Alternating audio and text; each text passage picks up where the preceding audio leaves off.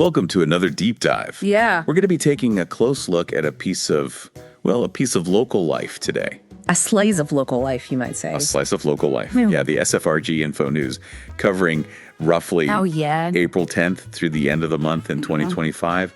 And it's really amazing. Yeah. Just how much happens in a community, even a community like ours. Right. And this is just one little newsletter, and it's bursting with events and resources and information, all focused right here in southern Arizona, particularly around Sierra Vista and Tucson. Well, it's interesting because people, I think, often think about, national news or international news. Right. But when it comes down to it, what really affects our day-to-day lives is what's happening right here. Absolutely. Yeah. In our own backyard. In our own backyards. And this is all about that. Yeah. So in this deep dive, we're going to be your guides to all this information. We're going to look beyond the surface of these announcements and really understand what stands out, what might pique your interest, maybe even offer some unexpected value.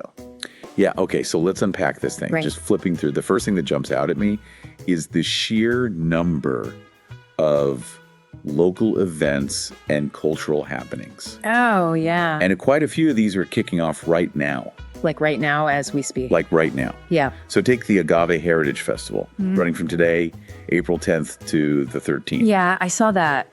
It's not just a food festival, is it? No, not at all. It's much more than that. What's fascinating to me here is how it seems to connect the dots between the agave plant itself and the broader cultural landscape of the borderlands. Right, and that's really what caught my eye, too. Yeah.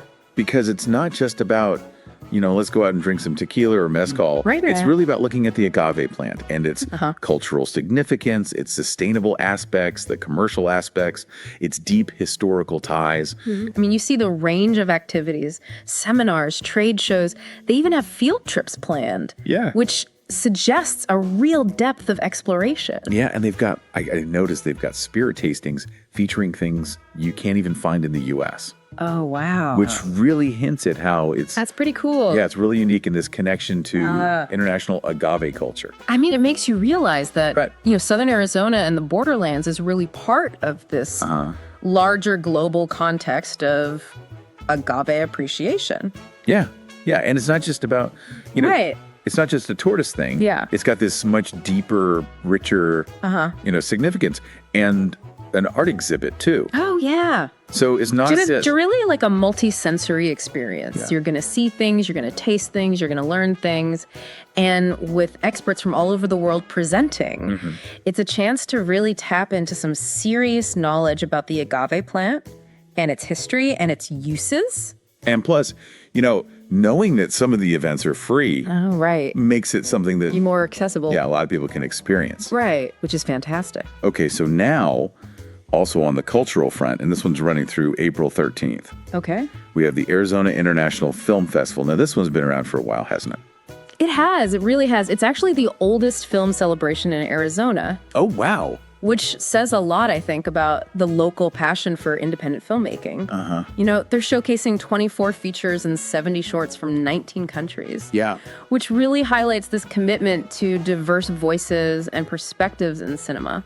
And you think about the venues, too, like the screening room, the historic Hotel Congress. Oh, yeah, those are great spots. It just adds to the whole atmosphere. Right, it's not just about the films themselves, but where you're seeing them. Yeah. Yeah, and those iconic local spots really add to the experience. Okay, so now for a little bit of a change of pace. Okay. If you're drawn to a bit more of the local history and kind of small town charm, we've got the Tombstone Rose Festival happening this weekend, too, April 11th to the 13th. Tombstone. Yeah, well, that immediately brings to mind, that Old West history. Right. Gunfights and saloons. Right. But the Rose Festival offers kind of a different lens through which to view the town, focusing more on community and tradition. And I have to say, the Rose Court crowning Yeah. sounds like a lovely, almost timeless event. It does. And then they have a parade down Allen Street on Saturday, Oh, fun. followed by music and dancing. It really paints a picture of a charming, very local celebration. It does. It sounds very festive. And then I love this. They've got an 1880s fashion show on Sunday. Oh, wow. That's a fun way to connect with the past. It is. It's a reminder that Tombstone's story is about more than just shootouts. Okay. It's about the people and their traditions and how they celebrate their community. Absolutely. Okay, so looking ahead to Saturday, April 12th, we've got the 47th annual blessing of the Sonoyta Vineyards. Oh, yeah, I've heard of that. So for anyone who is interested in Arizona's kind of growing wine scene, right, this sounds like a must attend. Absolutely. And, it's interesting because the Sonoyta Elgin area has really established itself as, a significant wine region. And this blessing marks the start of the growing season and the chance to taste new local releases. Right. Hear some live music, meet the people behind the wines. It's a fantastic opportunity for enthusiasts and anyone curious about discovering something new. Yeah, absolutely. So yeah, mark your calendars for that one. Okay, so also on the 12th, we have the Westfest Street Fair in Sierra Vista. Okay. This sounds like a great way to see what local businesses and artisans have to offer. Yeah. These kinds of street fairs, they're really the backbone of a community. Yeah. Offering a platform for local businesses, craftspeople to connect with residents and with food, and a beer garden, live entertainment set up to be a really enjoyable community gathering. And they've got...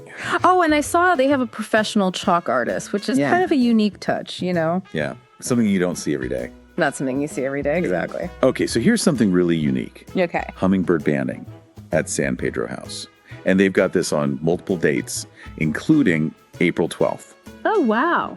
Now, the San Pedro River is such an important migratory corridor, isn't it? It is. It is. It's incredible, the sheer number of hummingbird species that pass through there, up to 10. Wow. Which is just remarkable. Yeah. And this banding program offers a rare glimpse into ornithological research. You can actually see these tiny, vibrant birds up close. Wow. Understand how scientists track their populations. Yeah. And the fact that it's free to observe makes it an incredibly accessible educational experience. Absolutely. Okay, so for something completely different. Okay. Yep. That same evening, April 12th, the Flandreau Planetarium is having a laser light music night. Ooh. Laser Floyd, who doesn't love some Laser Floyd? A classic. A classic, yeah. And they've got these different themes, Prince, Queen, 80s music. Those are good. Yeah, I mean, it's really gonna resonate with a lot of people. It is, yeah. Yeah, combining music with the visuals of a laser show in a planetarium setting. It's always a cool experience. Yeah. And you get access to the science exhibits as part of the admission. Nice. So that's an added bonus. It is. Okay, so now for sports fans, we've got the Tucson Sugar Skulls Oh, yeah. Indoor Football League having their home opener on April 12th Against the Jacksonville Sharks. against the Jacksonville Sharks. Oh, yeah, I saw that. Yeah. Have you ever been to an indoor football game? I haven't, actually. It's a very different game Is it? than outdoor football. I imagine so. Much faster paced. All right. Played on a smaller field. So it really intensifies the action. So if you're looking for some high-energy entertainment, Yeah. that could be it. That could be it. And they've got a whole season of Saturday night home games. Oh, wow. So lots of chances to catch them. So you could make it a regular thing. You could. Go with your friends. Yeah. All right. So getting back to our natural world, Okay. the Arizona Sonora Desert Museum is hosting a biodiversity party also on April 12th. Fun. And this is part of a larger initiative, isn't it? Yes, it's part of the Pima County Nature Challenge, Right. which is a really commendable effort to get the community involved in documenting local biodiversity. Yeah. So it's about connecting with the outdoors, contributing real data. Right, citizen science. Yeah. And fostering a sense of stewardship for the environment. And they'll have museum staff on hand Oh, that's great. to answer questions. Yeah. So it's a great learning opportunity for all ages. It is. Okay. So the San Pedro House is a busy place on April 12th. Oh, wow. Alongside the Hummingbirds, they're also having a history hike and a Celebrate the San Pedro event. Oh, that's great. So it sounds like a whole day dedicated to Right. appreciating this vital local resource. And it's so important to connect with these, natural resources that we have right here. Absolutely. And the history hike, focusing on the San Pedro house's past as part of the Little Boquillas Ranch, offers a glimpse into the area's human history, connecting it to the land itself. Yeah. And then the Celebrate the San Pedro event with its birding challenges, nature walks, and they have activities for kids as well. It's nice. Really highlights the ecological importance and natural beauty of the river. Absolutely. Okay, so for a younger audience, The Pima Air and Space Museum All right. is hosting the Great Paper Airplane Fly-Off on April 12th. That sounds fun. And it's free, which is always a bonus for families. Always a plus. What a fantastic and accessible way to engage kids with basic principles of aerodynamics. Yeah, get them thinking about science in a fun way. Okay, so rounding out what looks like a very busy Saturday, April 12th. I know, right? We have the EG Stravaganza at Doris G. Thompson Park, a classic Easter celebration for families. Music, games, prizes, and of course, egg hunts. Egg hunts. The inclusion of an adaptive area is really thoughtful, Oh, it's good. ensuring that all children can participate. Right. Accessibility is so important. It is, and of course, a visit from the Easter Bunny is always a hit. Guaranteed to bring smiles. All right, so moving into Sunday, April 13th, the Carr House is presenting a program on yaqui and mayo Easter celebrations. Okay. It sounds like a really unique opportunity to learn about the cultural traditions of our region. Right. And exploring the yaqui and mayo interpretations of Easter, including significant traditions like the deer dance, offers a deeper understanding of the rich cultural tapestry of southern Arizona and Sonora. Yeah. And they mentioned limited occupancy. Oh, really? Which suggests it's a popular event, and the potential for live streaming shows they're trying to reach a wider audience. That's great. So that's good to know. It is. Okay, so also happening this weekend, April 11th to the 13th, we have the Wilcox Westfest Ranch Rodeo and Chuck Wagon Cook-Off. Oh, that sounds like fun. Now, this really evokes that spirit of the Old West. And Wilcox has a strong ranching heritage. Mm-hmm. And this event is a fantastic way to experience that firsthand. Yeah. Authentic chuck wagon cooking, which is an art form in itself, combined with ranch rodeo competitions and wild horse racing. Wow. Offers a real taste of a different era. And it's free admission. Oh, wow. That's a very accessible way to kind of step back in time. Yeah, step back in time. Okay, so fast forward to Earth Day. Okay. April 19th. Right. The Tucson Botanical Gardens are hosting a Celebrate Earth Day at the Gardens event. I bet that will be popular. Yeah. And for anyone looking to connect with nature and maybe learn some practical tips, this sounds like a really great event. It does. And they have a variety of family-friendly activities, from scavenger hunts to making bee hotels. Oh, wow.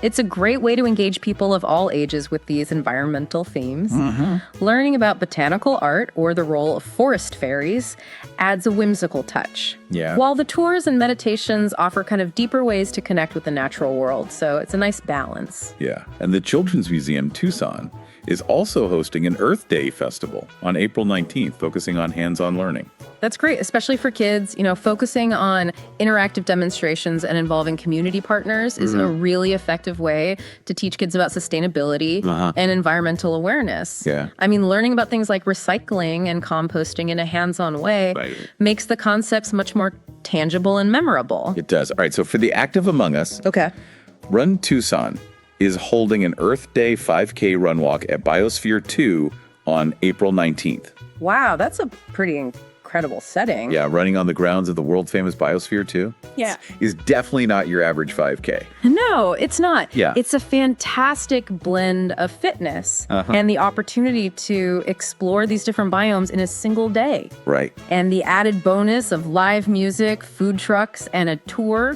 makes it a really well-rounded event. Okay, so Reed Park Zoo is having an Easter extravaganza a little later on April 19th and 20th. An Easter egg hunt at the zoo. That's a fun twist. Yeah, combining the excitement of an Easter egg hunt with the chance to see the zoo animals. Yeah, create some lasting family memories. Yeah, and they've got a special breakfast and a chance to meet the Easter Bunny. Oh, fun. Yeah, it's always fun to see how the zoo animals react to special treats. Oh, yeah. Now, this one, registration is required. Okay. So it's probably a popular event. Yeah, plan ahead. Plan ahead. Then later in April, on the 27th, Reed Park Zoo is hosting a Party for the Planet. Okay. Now, this is shifting the focus more to conservation. Right, which is so important, and it really highlights the crucial role that zoos play in conservation efforts, both globally and right here in our local community. Yeah. The chance to connect with local conservation partners, you know, provides valuable information and ways for individuals to get involved. Yeah, absolutely. So that's a really important event. Okay, so for those who enjoy a run with a tasty reward at the end, Okay.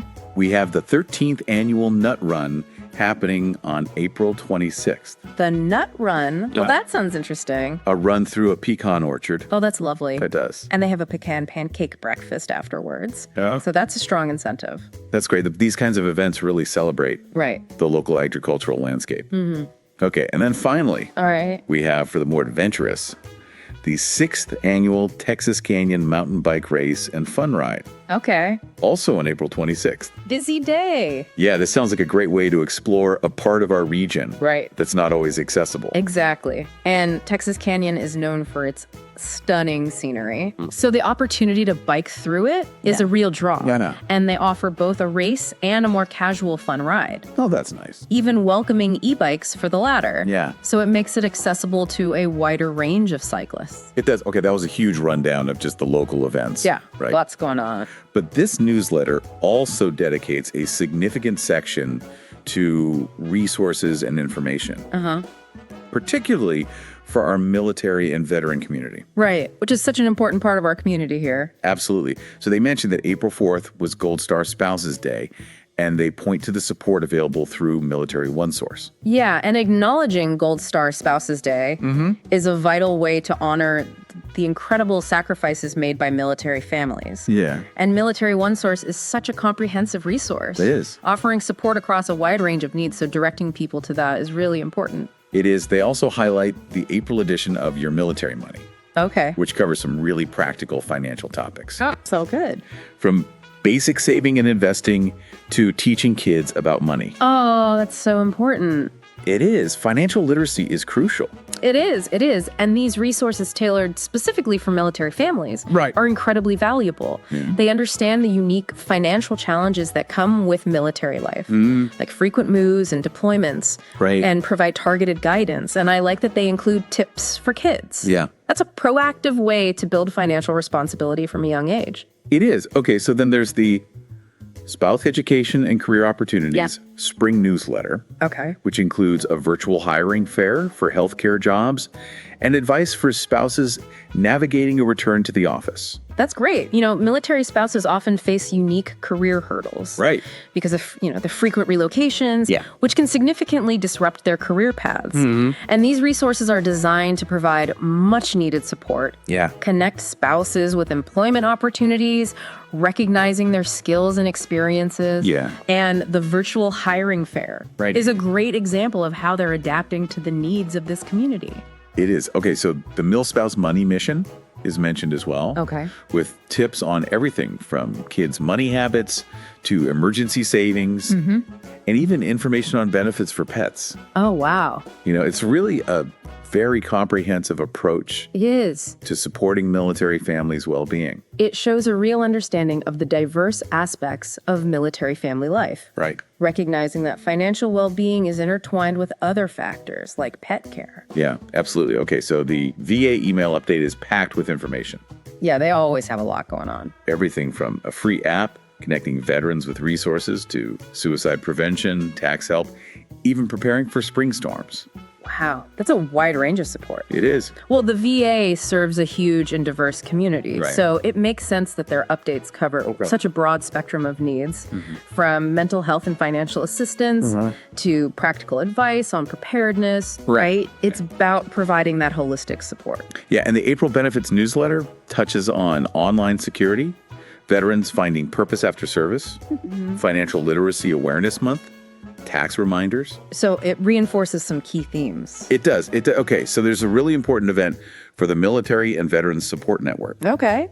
That's coming up in Phoenix on April 16th and 17th, the 2025 statewide symposium in support of service members, veterans, and their families. That's a mouthful, It is. but an important one. Yeah, This kind of symposium is crucial for bringing together right. people and organizations that are working to support the military community. Yeah. It provides a valuable platform for networking, sharing best practices, and learning about the latest resources and initiatives. Absolutely. So shifting gears slightly within military information. Okay. The newsletter also explains the Army Disaster Personnel Accountability and Assessment System, Okay. or ADPA. EDBPS, got it. And with hurricane and wildfire season approaching, this seems particularly relevant.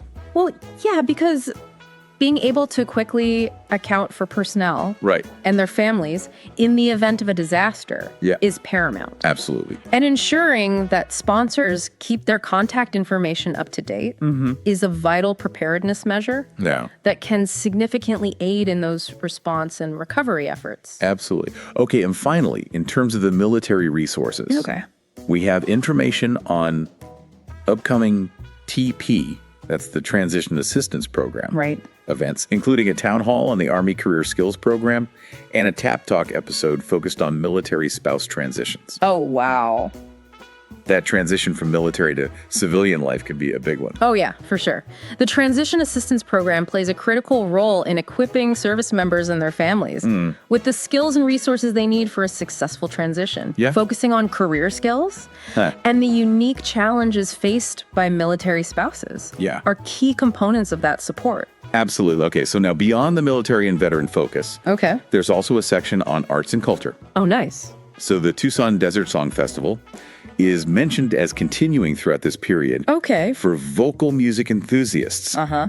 This sounds like a real treat. It does. And combining these different forms of vocal music, orchestral, chamber, choral, solo, with lectures and master classes creates a really enriching experience. Yeah. And the fact that they're bringing in internationally acclaimed soloists to perform with local groups really speaks to the festival's caliber Yeah. and its contribution to the Tucson art scene. And Tohono Chul is still hosting its Scholar Sundays in the Garden through April. Oh, that's lovely. It really does sound like a lovely way to enjoy some live music. Right. In a beautiful setting. A relaxed Sunday afternoon with live music. Yeah. In a beautiful garden setting, you can't go wrong. You can't. And being free for members Oh, right. is a nice hook that encourages engagement. Right. Okay, so we've still got a few other community events to mention. They're also holding a job fair at their downtown center in Sierra Vista on April 18th. Oh, a job fair. Yeah, these local job fairs can be really valuable. Right. Connecting those job seekers Yeah. with opportunities right here in their community. Absolutely. And they made this one free and open to the public Oh, nice. without registration. So no barriers. No barrier, so it allows a wide range of job seekers to connect with potential employers.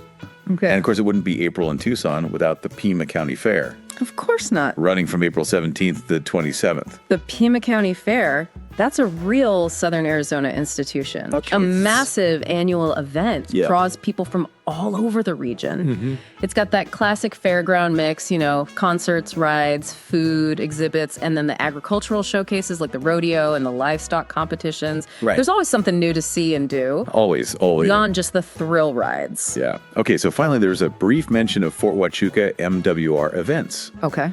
offering recreational activities for the military community stationed there. Yeah, those morale, welfare, and recreation programs are so important for the well-being and morale Right. of service members and their families. Absolutely. Offering that variety of activities helps to build community and provides opportunities for relaxation Right. and engagement. Yeah. Well, that really was a deep dive. By exploring these events and resources together, Right. you've gained a clearer understanding of what's going on and maybe even discovered something that sparks your interest. Right, or offers a new opportunity Yeah. or a new way to get involved. Makes you think about how much information is constantly circulating at the local level. Right, right. And sometimes all it takes is a focused look to uncover some real gems. Yeah.